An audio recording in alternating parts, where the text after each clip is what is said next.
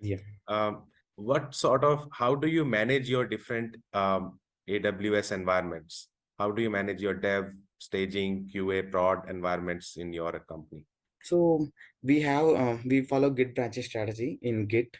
So there will have different branches like a dev branch and mainly one master branch is there. So and then we have different feature branches and developers work on the different features and the mind code will go to the production server. Sorry, sir. Yeah, mine code will go to the production server and we have different pipelines for the each branch. We use multi-branching pipeline strategy. So whenever a developer commits a code, it will go to the complete life cycle and we use AWS to create the instances for the developers whenever they want to test their code locally. We use the AWS and we will be giving the IAM permissions which are required for them. And we also write Terraform files to give them the EC2 instances like that. We will manage AWS like this.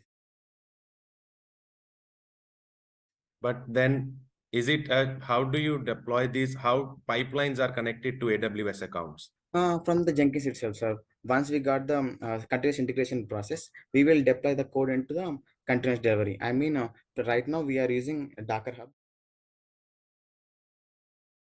I mean, Can you previously give we a were complete overview of your pipeline? I understood there are feature branches, then you deploy from main branch in production, but how do you deploy from feature branch? And do you deploy to production from feature branch? How does that branch and AWS environment relationship happening? So okay, so I will tell the complete life cycle of our pipeline. Yeah. So whenever developer commits a code, we'll be having webhook triggers. So it trigger the Jenkins pipeline. Once it's triggered, Jenkins pipeline will start the pipeline. So there will be different stages like first it will be Git checkout. Anyway, it will be passed because it is directly connected to the Git. And then we have build stages.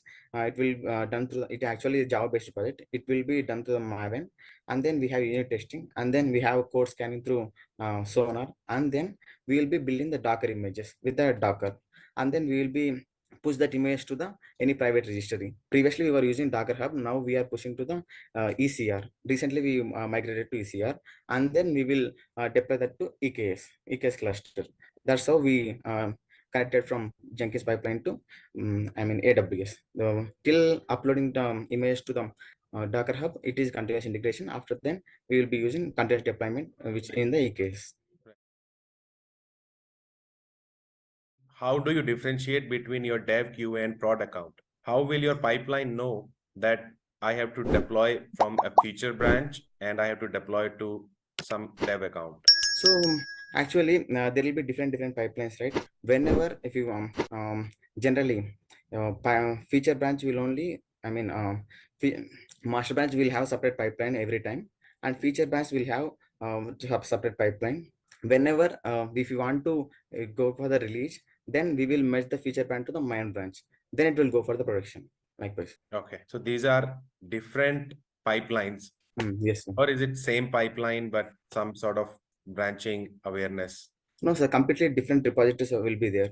I mean, we use branch strategy, right? There will be, it will show branch and our repository name, and there will be in one stage, it will, in the branches, it is showing feature branches, main branch, and any sub branches.